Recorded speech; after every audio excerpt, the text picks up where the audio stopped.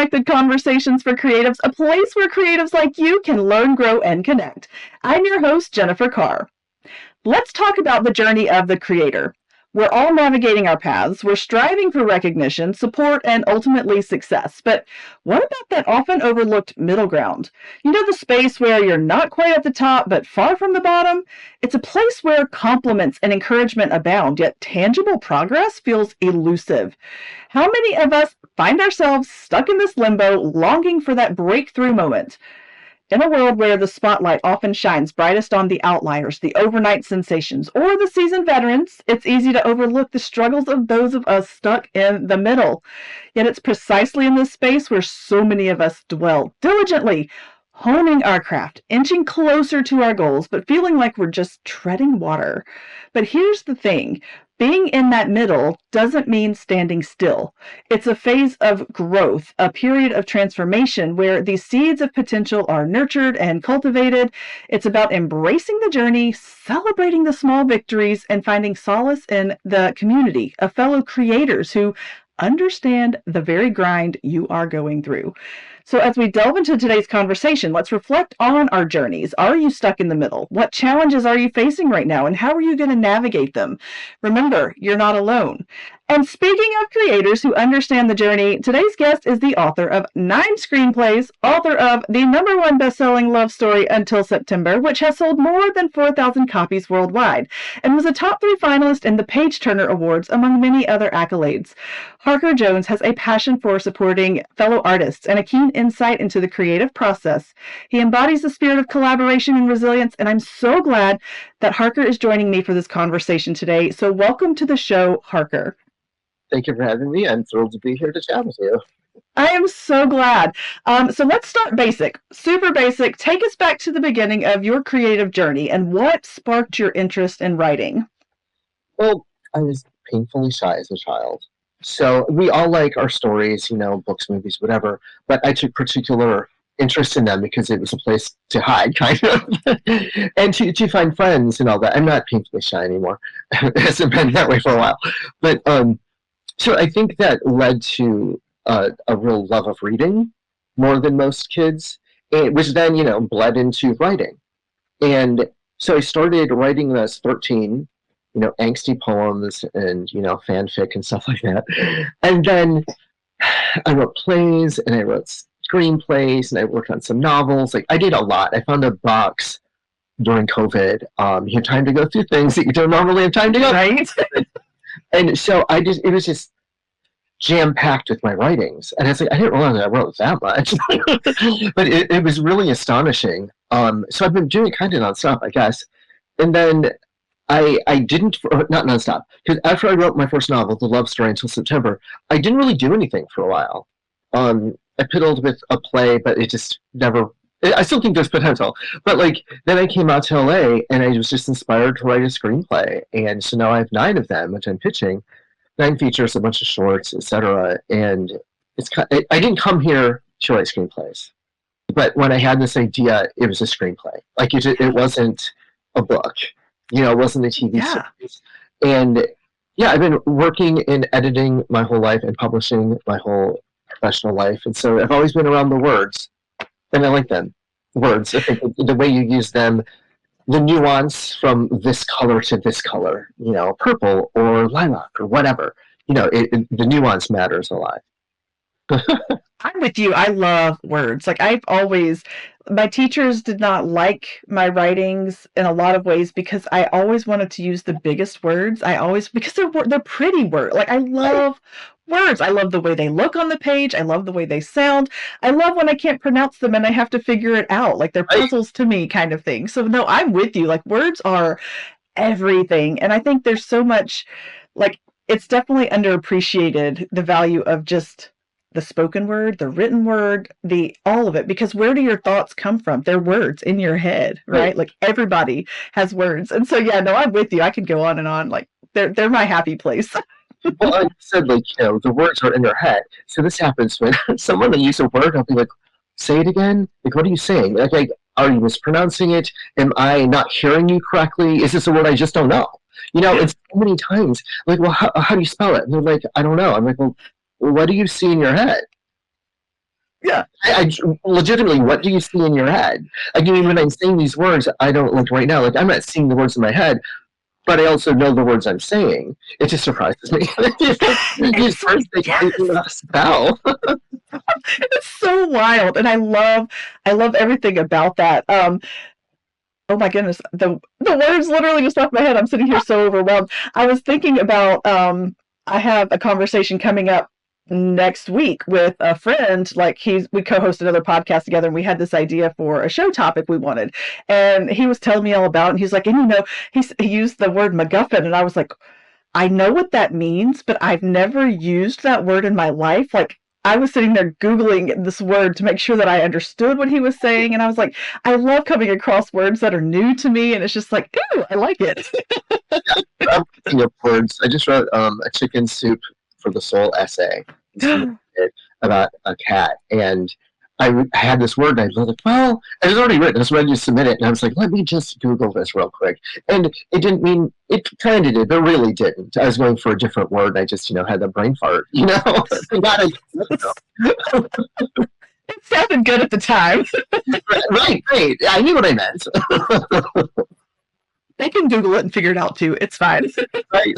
That's what that's for. So, like, where does your inspiration come from? Like, because I know mine come from all kinds of unexpected places, but where do the inspiration for your words come from? Are there influencers or nature, or what is it? Well, my book, The Love Story, I actually got serious about it. It wasn't just kind of, poking around. Um, it was based through unrequited love, a sort of a broken heart, and so I turned that into a love story. A lot of the others have been my rage, like the screenplays. Like, I'm disgusted by the world. I'm going to do something about it. And so some of it comes from that, but really that just comes from living and being out in the world. I say this to people all the time because I know, like in Facebook groups, writers groups, people are just bemoaning, like, oh, well, empty page, a flashing cursor, what do I do? I'm like, well, don't come to Facebook and complain about it. Write something. In some ways, I never say this to anybody because I know they're struggling. I'm not going to be a jerk about it. But it's like, if nothing's coming, go out and live your life. After I wrote that first novel, I said it's kind of poking around with a play, never really came to fruition. So, I mean, a number of years went by in there, and I didn't feel constipated creatively. Yeah. Nothing was there, so nothing's there. You can't push it unless you're getting paid. Right. As much as you need to. But if you're just trading for yourself with no real deadline, then wait until inspiration comes. Go live your life. Go travel. Go out with your friends. Do whatever. Whatever. Literally, because you shouldn't be able to find inspiration everywhere. And also, I think as soon as you're not thinking about it, then it strikes. So if you're sitting there trying to force something, and sometimes people will be like, oh, God, I don't have a name for my character. What should I do? What do you guys do? It's like, well, you put a placeholder in and you carry on. Yeah. And sometimes that placeholder becomes the name, and sometimes something else comes up that is more fitting, lightning. And the fact that you're in this group saying, I don't know what to do, means you should be doing anything else. Anything else at the moment. Right. I'm with you. And a lot of times we push our brains to the point of we create a dam for ourselves. Like, nothing's going to come through. Nothing is at all. And your subconscious is like, hey, I really have something to say to you, but you've gotten so worked up that you're just like ignoring everything. Right. So when you do walk away from your project, when you do go out and start living your life, when you do start taking in the world around you instead of trying to put something out into it, you will find that creativity just kind of trickles back in. I am like a notorious people watcher. I will like sit there and stare at people all day long. And be like, I've got a story for you. You'll never hear it, but I know exactly what you're doing and what you're thinking. And like, that's where it comes from. I like, watch people. You will never be bored. Right. No, I love that, though. Making up stories about the people. I mean, that gets the creative juices flowing. Yes. Well, when I first got married 20 years ago, we were broke as a joke. And so we would go to the big old mall, and we would go to the cookie company, and we would share a cookie and sit on a bench across from the escalators and watch people and be like, what do you think they're doing? What do you think they're thinking? What do you think? And so that was just a natural thing for us. It was just what we've always done. And so, yeah, people will inspire you like crazy, good and bad. Absolutely, absolutely. I love that. Though. I should, maybe go sit at a mall sometime too. It's so fun. You have to have a cookie though. Like there's always a cookie involved. It has to be a prop, Yeah, you can't look like a creeper staring at people.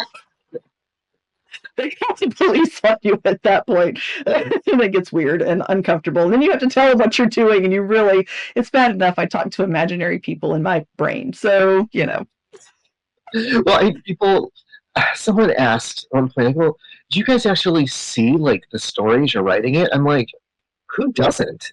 Even people who don't write. I mean, yeah. If you don't, that's not even a problem of you being a writer. Like something's wrong. Like how are you not seeing this? And I feel like I didn't say to this person, but I was like, you're not rhetorical, like not like you're broken, something's wrong. But like, how are you not seeing it? Mm-hmm. Mm-hmm. What do you see when you read a book? Like, I don't know. I see, visuals. It's very vivid. I do too. And that's what's really funny is, so one of my author friends, he is, I don't know what, there's a word for it. And it's a big word. And again, I wish I could remember what it was, but there is this thing with the brain where I see everything kind of play out as a movie in my head. He struggles to, like, if you say there's an apple on the page, he sees like a black and white outline of a piece of fruit that he might have drawn with his hand. Like he does not see the details. And I'm like, how are you a writer? And he was like, I have to have my editor tell me, hey, you need more description. You need to put more words in there, because in his mind, it's as descriptive as it gets. There's an apple on the table. And that was it. It's so bizarre. Like, but my brain is like, woo, like I'm probably adding details. Totally. Yeah, it can be hard, but it can also be really fun, and it's one of the most creative things of writing. In screenplays so much because that's more bare bones, but in terms of fiction, it's also really fun to do that, to find just the right word. Finding just the right word, it feels so good. It's so good. I love when I read something back that I've written and I'm like, I wrote that. Like, oh my God, like just you feel it. Right, totally.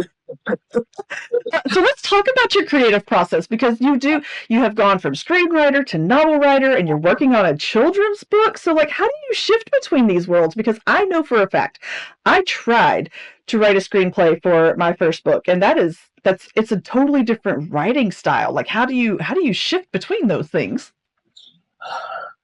I would say the screenplay is a little easier. Okay. It's also harder because there's a structure to it, not just the setting, but the actual structure to the storytelling. So that makes it harder.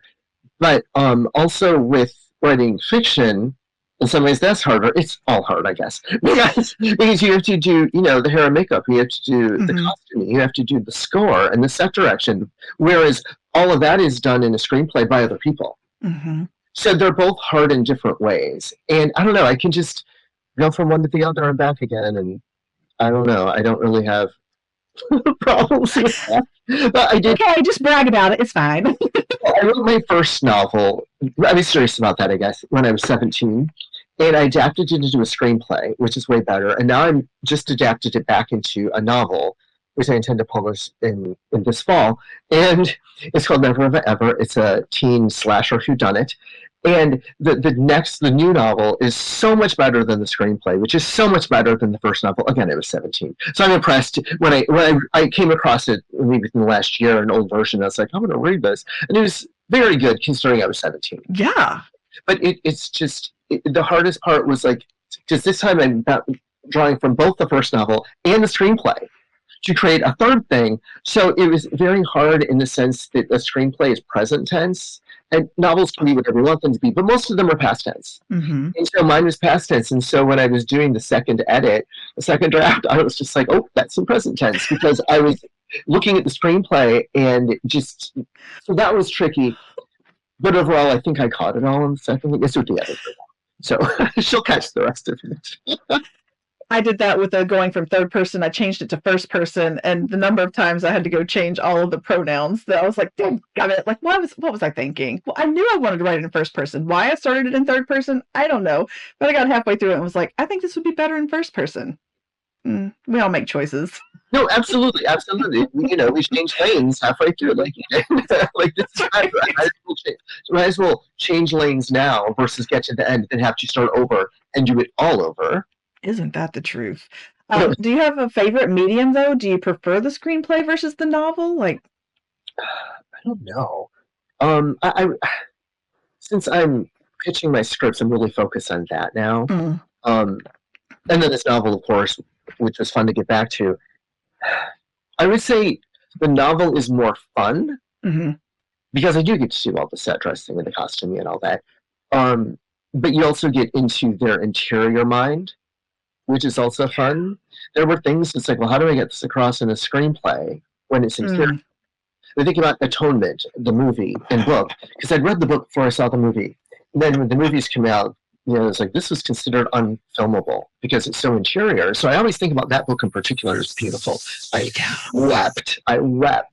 And it oh yeah, so interior. So my first book is also my second book, the not slasher, the love story, is also not like Atonement, fairly interior though. And so I tried to write that as a screenplay and realized that I couldn't, maybe because I'm so close to it. So I wrote it as a limited series because it ends. There is no second season. Yeah. There is no sequel. We go into the future. It takes place in 1966. We go into the future, which I kind of figured out was like, I guess the early to mid 90s.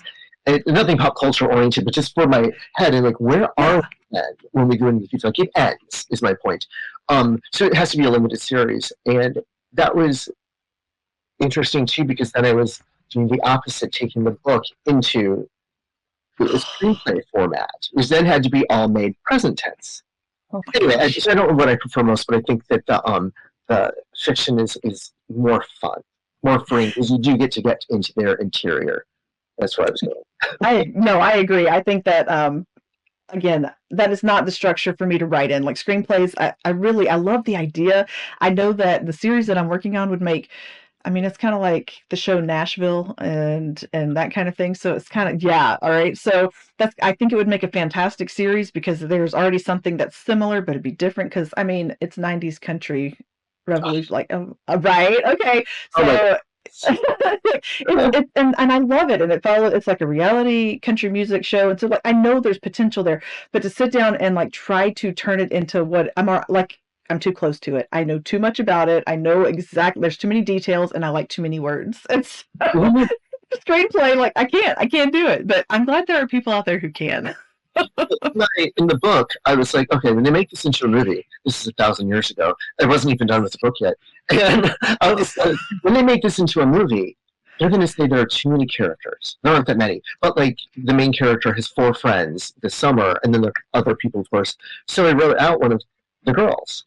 And so halfway through, she leaves the summer, and on the island where it all takes place, and just so I would be like, well, no, see, there are too many. She's going halfway through, and to the producers who are knocking down my door, and but it ended up being really meaningful, and it affected the main character so much. Like I did it for not a creative reason, but it ended up being really inspirational for what he goes through that summer.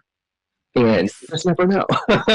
Right? Like you thought that's amazing. And I love when that kind of thing happens because I'm not a plotter. Like I don't plot my stories. They just happen in my head. Okay. So and I do like at the very beginning when an idea pops into my head so I don't forget what I was thinking, I like word vomit on a page and I have like a full-on detailed summary, right? But there's not going to be an outline. Like if you ask me to outline something, I'm going to laugh at you. Like it's just not going to happen because anything can happen in my stories. And so I love when I come across something like that where it's like, I didn't mean for that, but whew, I'm better than I thought, I love this. Like, oh, I'm so good. I got feedback on this if you've done it. Screenplay from a writers group, and they were referencing something. I was like, what are they talking about? It's my script. Like, what is it talking about? And so I looked it up. I was like, oh my God, I forgot I added that. And it was so perfect. But it was something I did at the end, the last version. So that's why I didn't remember. So I was still surprised by it. And I was like, I'm brilliant. The best feeling. And it can motivate you, right? It motivates you to do the next thing, but it can also it also kind of puts me on this, I have these really high expectations of myself now. And so then you're going, can I do that again? I don't know. Well, I figure we always get better the more we do anything. As they say, it takes 1,000 hours to get good at whatever, I don't know, a language or an instrument. But we just get better. Yeah. How can we not? Agreed. Doesn't mean it's always going to be perfect, but just our skills are stronger because we're finding them. Yeah, I had no idea what I was doing when I decided to sit down and write that first book. It was an accident, honestly. I just wanted to know how something ended that I had dreamed, and I was like, okay. So I started writing, and I had a book, and it was just like, I don't really know what to do with this. It's a bunch of words. I don't know where to make chapters. I don't know how to break it up, but that's what your editor is for. That's what, you send it to somebody, they're like, hey, let's make some changes. And so that kind of leads me into what I love that you said in the pre-show communication about, and you said several things that we're going to talk about, because I was just like, yes, like these are things that need to be talked about. But let's start with what you said about building a community, right? Like your words, and I have them in quotes here, is while we may be working on similar projects, music, screenplay, sculpture, whatever, what we do, how we birth those projects is unique to each of us. So while we may be working on similar projects, we're not in competition. And I was like, yes, please, and thank you, because that is a mindset that we get into sometimes, where it's like, it took me a good year before, like, once I started this process, to realize I'm not competing with everybody, and I can learn a lot from other people. That's one of those things that, and like the romance world, when you write romance, like that's a whole different ballgame, because those girls can get it's very similar to high school. They can get a little catty if you don't, call their genre the right genre, if they're not writing the right kind of romance. And so it's scary. And so you have to find your people, so that you can hide behind them if you need to. But like, how did you find your community? Because I know that community is a huge part of being successful in this world. Well, when I started screenwriting, I took a class.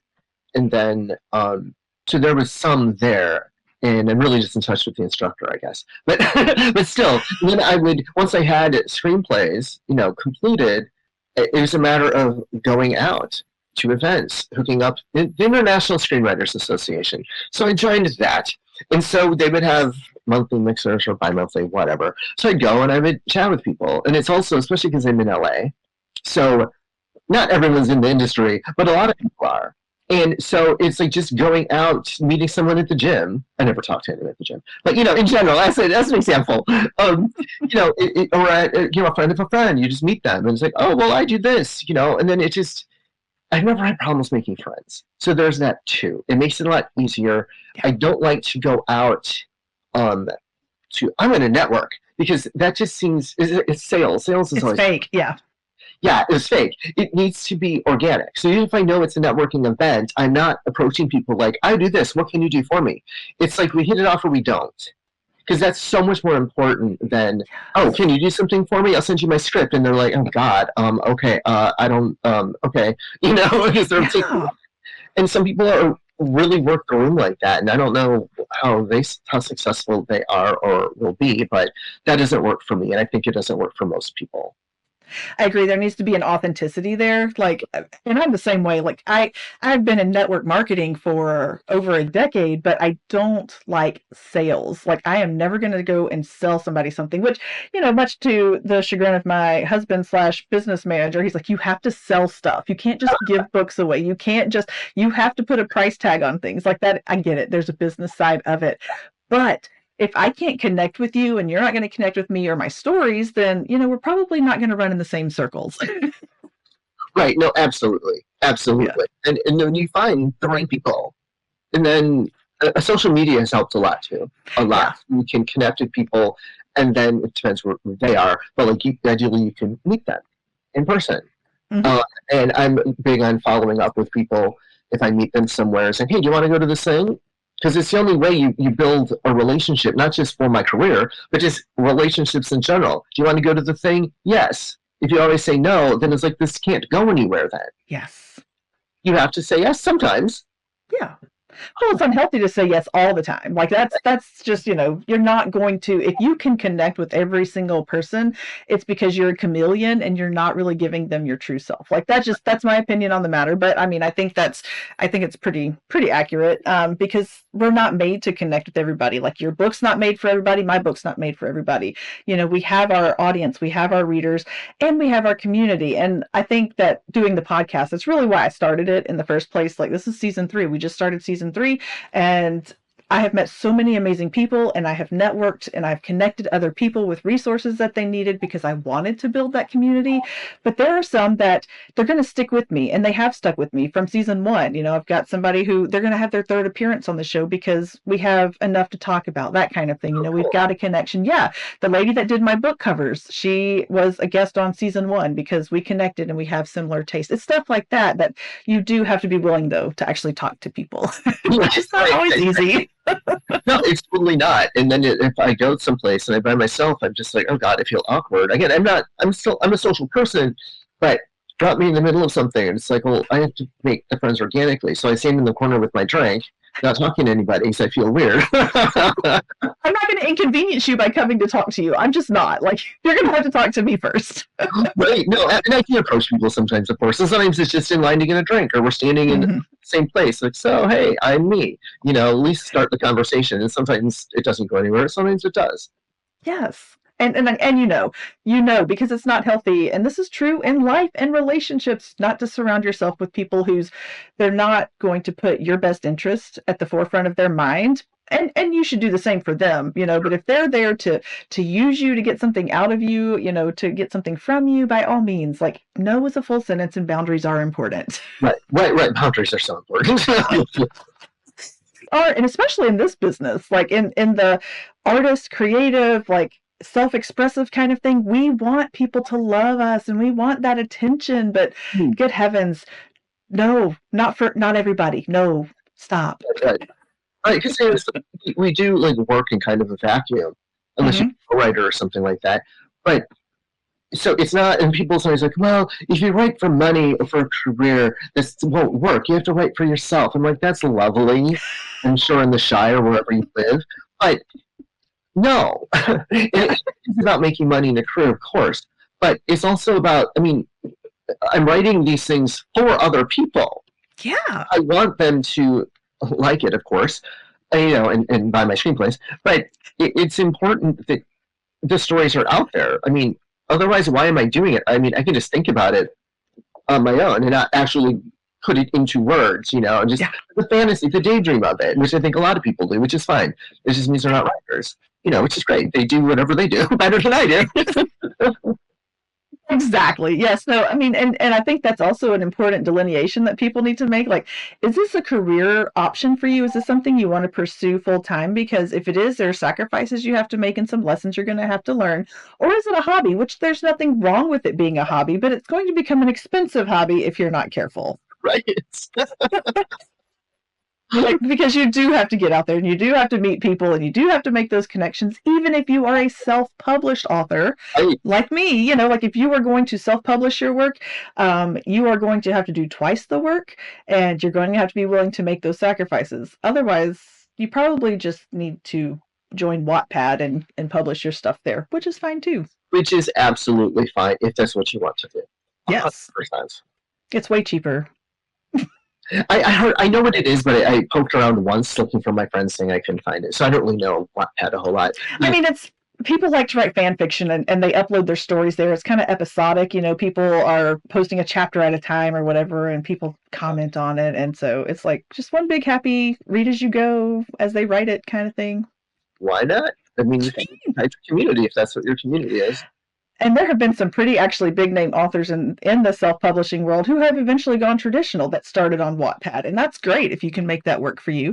And that might be an option. So absolutely. Maybe I'll throw some of mine up on there. Yeah, you may as well. What is there to lose, honestly? Right. Jeez Louise. Okay, so you also said, again, and I quote, I think talking about being in the middle is important and not usually discussed. We envy those at the top of the heap and we struggle at the bottom as we get our sea legs. But then there are those of us in the middle who are told, you're great, your projects are great, just keep doing what you're doing, and nothing happens. Like, oh my gosh, I feel so stuck in the middle right now. I feel so stuck in the middle. It's so frustrating. Like, once you succeeded, you're there. That's fine. When you're starting in and you're struggling, then at least there are things you're doing to move forward. And I'm still doing those things. And I, had the 9 scripts and people you saying you're great, your projects are great, keep doing what you're doing. But it's not getting me anywhere. So at this point, I'm still doing the same things. I've come a really long way. I'm so much better. I know people. I have connections. Blah blah blah. But in some ways, I'm still spinning my wheels while I'm moving forward. Mm-hmm. It's kind of like being on a treadmill where it's like, well, I'm moving, and I am, but I'm still in the same place. And it's frustrating. But again, as people say, like, it only takes one person to say yes, one person to believe in it. There's so many no's, and you have to have a tough skin. And in the middle, and it's like, yeah, I never say it to anybody because they're being very nice. This is usually when I'm pitching something, keep doing what you're doing. It's like, but really is, but ellipsis. Right. Like, I feel like it should be working then. If I'm doing the right things, like, why? Right. And why aren't you signing yet? And sometimes it could just be that this isn't their thing. They might think this is fantastic, but like it's not their thing, or they just can't take the workload on another client, or who knows, whatever. Well, and I wish they would give a little more critical feedback because, and I'm going to find, I literally was having this conversation today. So, I co-host another podcast over on Thursday nights, and it's a live podcast. We're just kind of 3 authors hanging out. It's called The Author's Dilemma, and because we talk about the dilemmas we face as authors, it's very creative.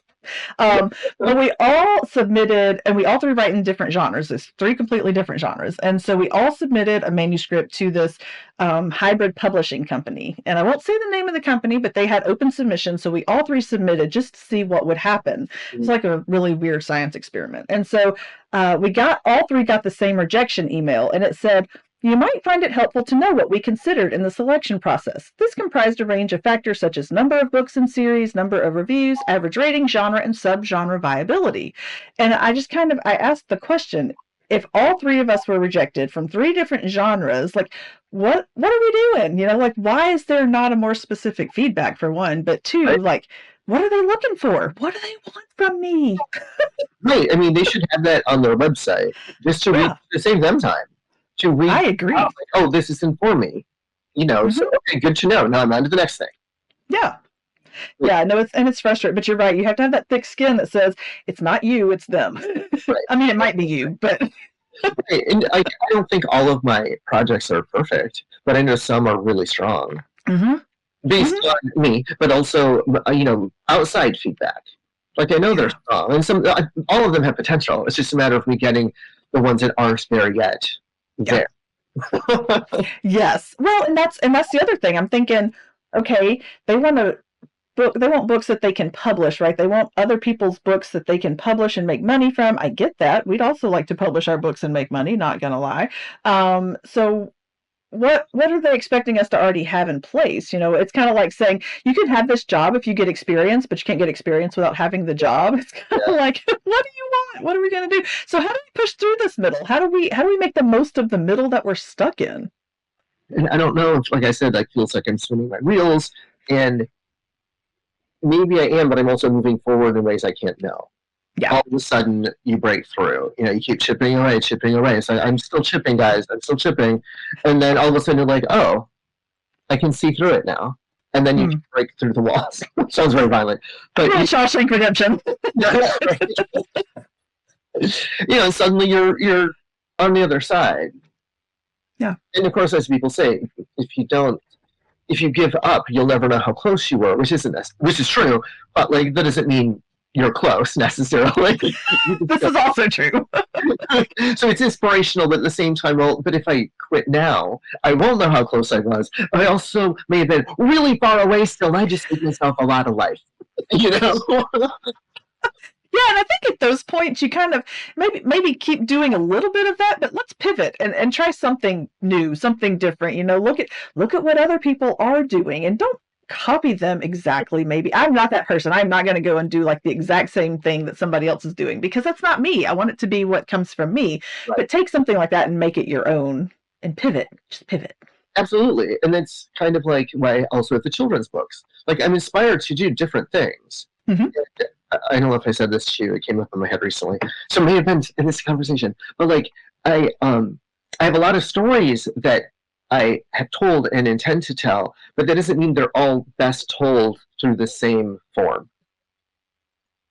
I've also started writing songs, just the lyrics. I'm not a musician. And some of them I think are really good.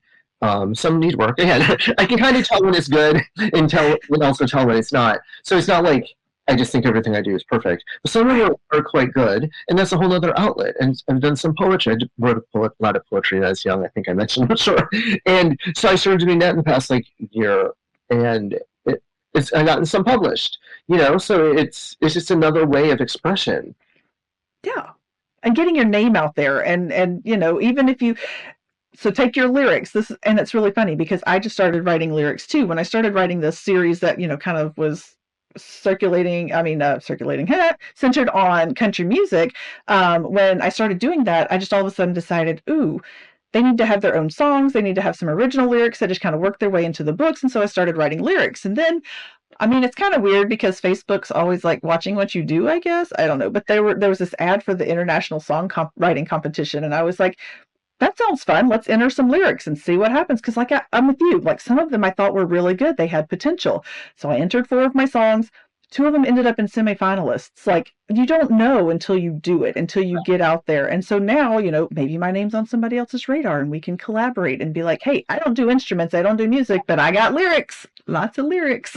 Right. And I was poking around your website and I saw that they had placed in the thing. So I looked them up and entered 3 of my songs in there because I saw it on your website.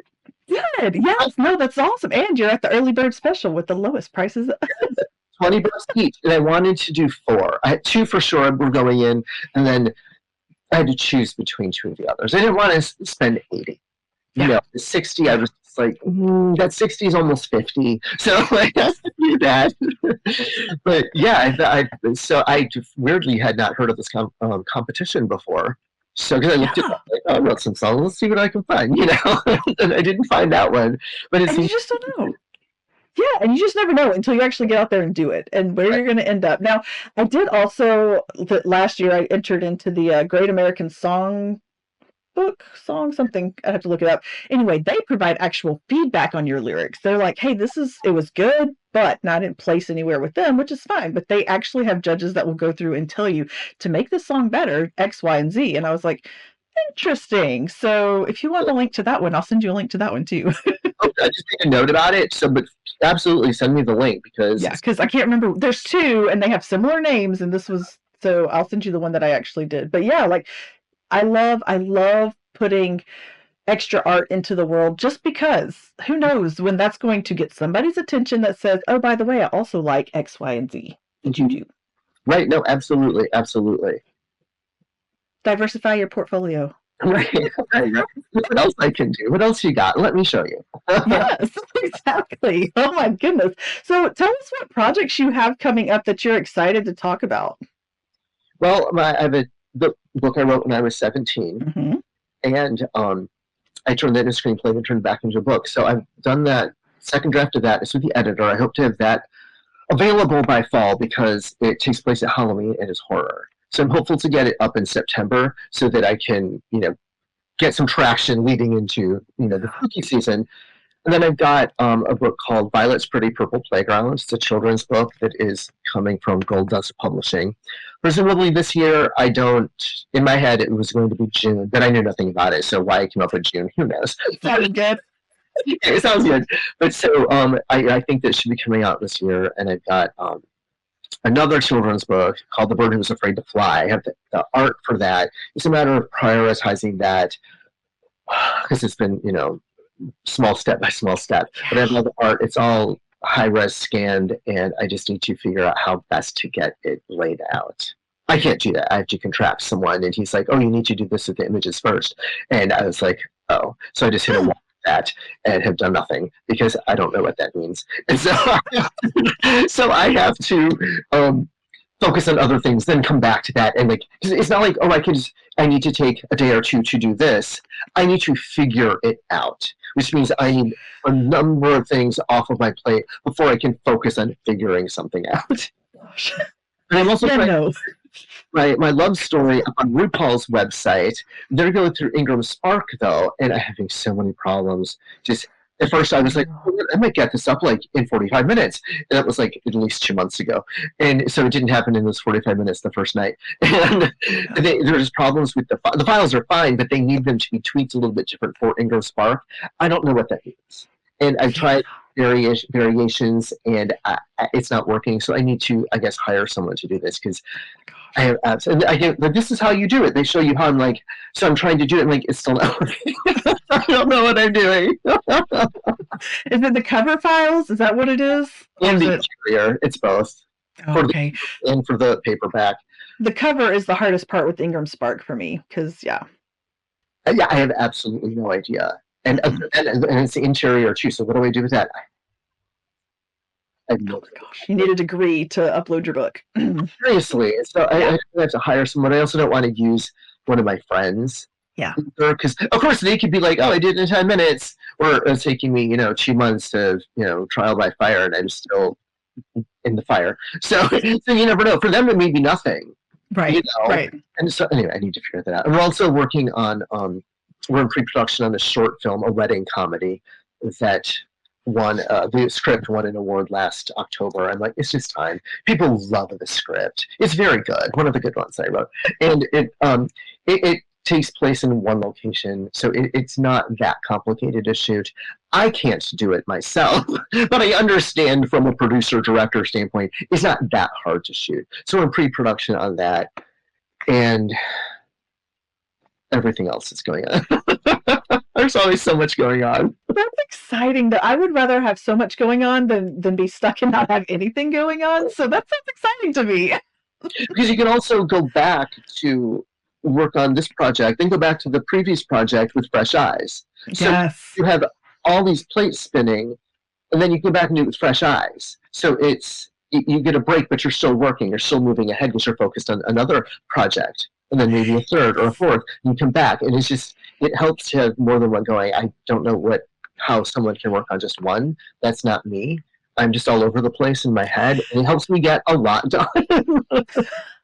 That might be what we call ADHD in the business. I almost said that. I'm like, is it wrong to say that if I haven't been actually diagnosed with it? No. It's totally that. Like and that's actually, in my opinion, creatives with a little neurodivergence, I think they have quite the advantage because they can shift from place to place and they get really passionate about things. I would like that sometimes.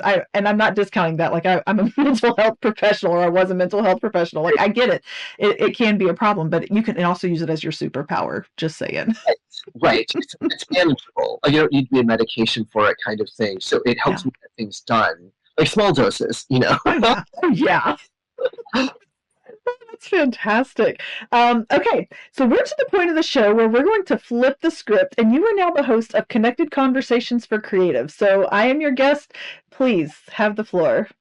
Okay, well, I'm excited to be in charge. I like to be in charge. So I put it on your website again because of this. Because I'm like, oh God, when it turns to me, like I have to have something to say. And so your daughter Hayes is a beautiful name. Thank you. That was my maiden name, so I gave it to her. I love that so much. And I think you can name, well, anything, of course, but like children, it doesn't have to be a common name. Yeah. It can be if you love the common name. That's great. But I think a lot of people, not that they don't think about it, they're naming a child, so there's thought involved, of course. But it's nice to give them something different, but isn't weird. Yeah. If it wants to be weird, that's fine too, but your kid has to bear that cross. That's true. But, Hayes is unusual, but it's not weird. Yeah. It doesn't draw attention to itself by like, wait, what? And it's beautiful. Thank you. So, we were talking about words, how much we love words earlier. What is your favorite word? I'm a big fan of audacious. I love audacious. I like the shush words. I like loquacious, like those kinds of words. I like I don't know. I think audacious though because I love saying oh the audacity or something like that. Like I really like. I think that's the word that came to mind first, and I think that's my favorite word. Okay, cool. No, I love that. I was asked on another podcast at one point. It was like 20 questions. You don't know what they're going to be. They don't know what they're going to be. And one of them was, "What is your superpower?" I was like, "Oh God." If you'd ask what superpower would I like, super easy, teleportation, obviously. But what do I have? I was like, oh, I didn't want there to be dead air. So I'm like, whoa. So I told him, I was like, I don't know if this counts as a superpower, but I can keep a secret. And then that's totally superpower. I was like, thank God. It is a superpower because you know how many people that I trust, like two, like that's it because people cannot. Right. And I can. It's not my business. Why would I blab somebody else? Good So, for you. Let's be best friends, please. I'll tell you all my secrets. so we talked about the songwriting, and as like I wondered how you got into it and who your inspirations are. But you kind of mentioned that because you got into it because you're writing this series. Mm-hmm. So like well they need lyrics for the book. So I get into it. So who are your inspirations then? Anyone in particular? Any artists? Like I have this Spotify playlist that is like all the good 90s country artists, and you will find a lot of Shadazy on there. You will find a lot of John Michael Montgomery on there. There's a couple of like early 2000 artists that kind of sneak their way on there, but not a lot because they changed the style of country music once you reach like 2010. I was like, no thanks. So really a Lone Star and like they were big time. Some of my favorites. Mark Wills was actually, and I just wrote a blog post. I haven't posted it yet, but I just wrote a blog post yesterday about Mark Wills. Was the first country music CD I ever bought. I think it was like in 1998. I grew up in a very strict household where country music was of the devil because they talked about drinking and leaving each other and all that stuff. So, I used my own money and went and bought this country music CD, and then I wore the crap out of that CD. I played it until like it was not going to work anymore. And so Mark Wills was he's like my gateway drug to country music. So cool. That is really cool. Mark Wills and Shadazy, like those are names you don't hear very often. You don't. They were very underrated in my opinion. Now, Shadazy was kind of more of a pop girl, like pop country, but at the same time, they told some really good stories in their songs. I'll have to look them up again. I like some of their stuff, but I don't remember offhand. I'll make a note about Shadazy too. So, what is it like writing your series? Because it says you started with one couple and then expanded to their friends. Like it became a soap opera. We're focusing on this family, this episode, this family, the next episode, but they're all intertwined. Yes. How fun is it? How challenging is that? Okay, so it's actually more challenging than I thought it would be because it's all, like I said, it's centered on a country music reality TV show, which means they're all on the same timeline in different places, and they all have different beginnings, and they all get to different endings, and you have to be able to keep that interesting. And I didn't know that I would be able to, and it was supposed to be a standalone. Like book one was supposed to be, it wasn't going to be a series, but then like the couple that kind of shows up just in the background, really closer to the end of the book, I was like, I kind of want to know what happens there. I want to know their story. And then it just spiraled out of control. So I have like this notebook where it's actually sitting right here. I don't know. Where they have like detailed timelines, and it looks like trash. If I show you, you're going to be like, that doesn't make any sense to me. But like, it's from their birthday. Like they have fake birthdays all the way to the end of the stories because I was just like, I need to be all on the same timeline, so every couple has a timeline. So it's fun. I love it because characters are how I write my stories, but it might be a lot more than I really counted on. How many loosely would you see this being at this point?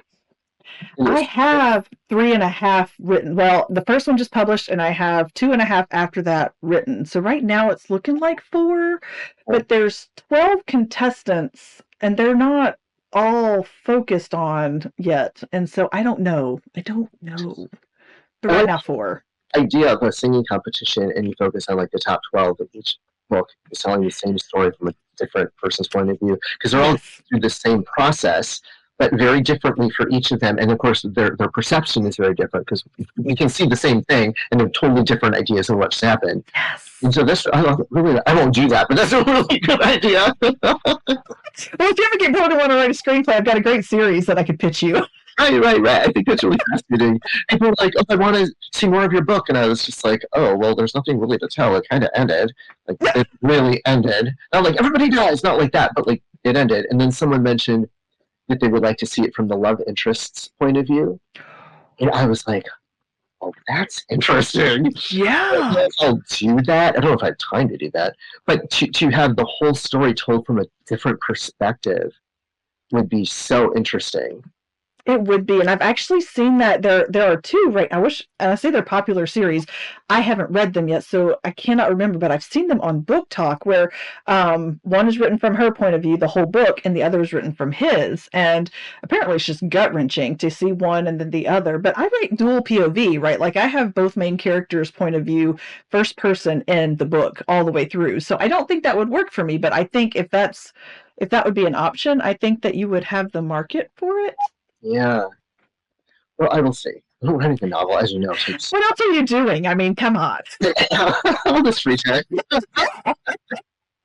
But like writing, getting back to the book was really helpful to Never Have I Ever, the teen thriller. It's also very, very different from the first book.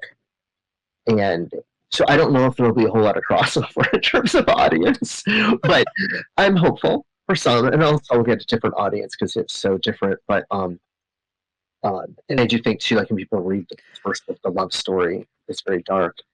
Then they come to my social media and I'm like, whoa, all over the place. I'm with my friends. Oh, I'm at Disneyland, Miley Cyrus, whatever, and I'm like, I am so much. I am that serious author too. But I'm not just that. And so I imagine when people check me out, it must be jarring. Like, oh, I thought he might be like some older gentleman who, wears a suit and tie and, and really thinks about what he says. Or that doesn't happen. Where's the fun in that? It was really fun to go back to it because while I did do 2 drafts, the first draft kind of isn't a first draft because I did who knows how many versions of the screenplay, and then the first book, but it also is so different. The characters revealed so many different things to me that it was interesting to work that muscle again because I hadn't written fiction for so long. Yeah. And maybe that was my point. I forgot where I was going. Sorry. I love that the characters take you places because that is how my books happen. It's like they are character driven. If they say we're not doing it, they're not doing it, and the words will not happen. And so, I love that you said that. Right, they tell you things. I didn't know that one of the characters was gay originally. I didn't know, and then Surprise. It was a screenplay. Yeah, it was a screenplay. One of them ends up being an alcoholic, and it's subtle. It's not like he's falling down drunk all the time. Yeah. But it just, who knows? They revealed things to me that they did not reveal when I was 17. And that's part of it too. Like with writing these things, like yes, it's work, but when I go back to the witchcraft horror, or I go back to the rom-com, like I'm spending time with my friends. Yeah. And so it's always fun. And it didn't work. And I feel like during COVID, during lockdown for the whole year, we have enough space here and enough light, so I never felt like I was, trapped, I guess. Mm-hmm. And also doing interviews and pitching to managers and producers, things like that, and writers groups. It was all online, so I was talking to people, and also I had my writing. I was spending time with different friends every day. Yes. Whereas a lot of people just sat there and watched TV, which is really depressing after a while. And so I felt bad for them. I was like, I don't know what to say. If you're not a writer, you're not going to be like, write a book because you don't know what you're doing. You have no idea how hard it is, But I think it helped me to have this outlet. In some ways, I also work from home. So some ways, things didn't change for me. It's just my social life stopped. Mm-hmm. In general, it didn't change a whole lot for me. My partner works for a TV station. He's a segment producer, so he had to go to work because it's live. They had to have the news on. So I also had space. It's not like we were here tripping over each other the whole time. You know, it And helps. some people did not survive because of that. So yeah. He took like 2 weeks off, and it was totally fine. But he was just a staycation, so he was just hanging out. And he was like, "Well, I have to go upstairs and work now. Like I'm not on vacation." Love you, bye. Right. Yeah, I'm not. So we were the opposite because my husband was commuting, 45 minutes one way, so an hour and a half. He was in the car, he was leaving early, getting home late, and then all of a sudden he was home all the time. And I was like, I like it. It's a 30-second commute, to the office, to the living room, or whatever. And so I loved that. And like when they sent him back to the office, I was devastated. I was like, man, because there was so much to be had from you get to know each other in a very different way. The whole family, we all, my kid learned to like going outside. She did not like going outside. There are bugs outside. Did you know? She was like, I'm not doing it. And I was like, no, we're doing it. And so we just all got to know each other. And so I think it was also a mindset though. Like you had to have that mindset or you could find yourself spiraling into that, that dark place. And so that was before I started writing. Now that I write, that's my happy place all the time. Right. Oh yeah. That's funny. Okay, so I'm going to take the reins back. Thank you so much for hosting. But I want to know how listeners can connect with you. Well, I have a website. It's new. I just got it up. I went through Green Geeks, and so they designed the front page, but it was static. So I had to create all of the links, all the other pages, all the links on the pages, all of the art. Oh my God. I kind of knew what I was doing once someone pointed me in the right direction. It's like, okay, and I did it. 3 days, got it done. It's great. Ooh, it looks great. Oh, thanks. I was sending it out to people like for you before it was done, and like, well, it's there at least, and now it actually is alive.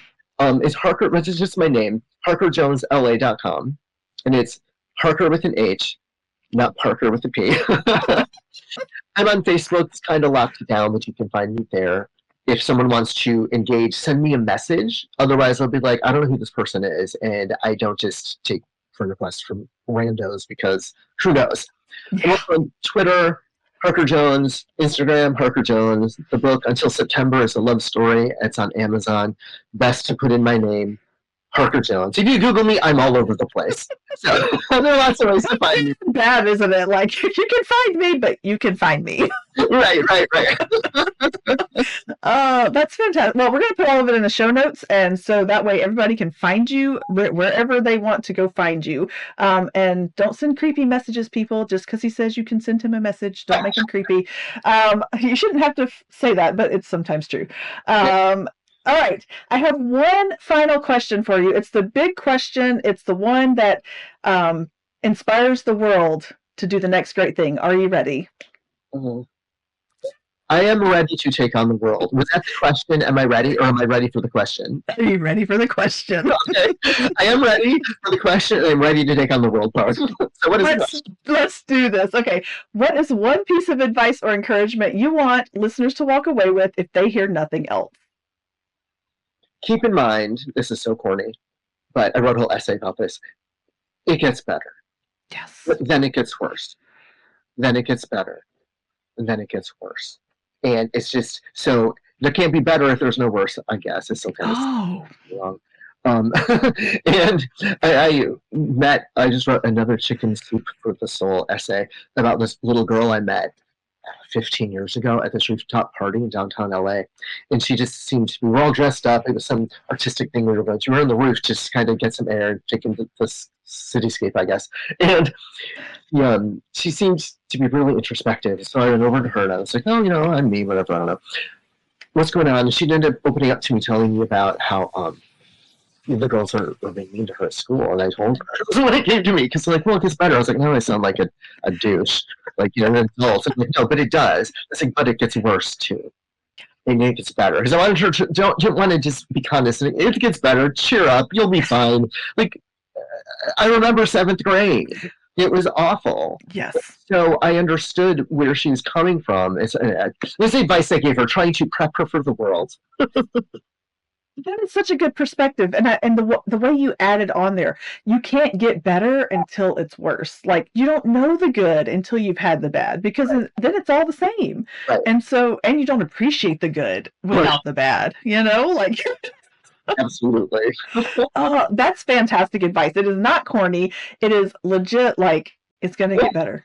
I'm It'll get glad. worse, but it'll get better. No, you just changed the whole world, Harker. I did it. Thank you so much for being here. This was fun. I was getting nervous about an interview. Like, oh God, of course, like they're just going to ask me about me. There's nothing I have to like memorize. They already know me. I love that. And that's one of those conversations that's going to stick with me for a long time. So thank you for being that person. Cool. I'm thrilled to be in it. Thank you for having me.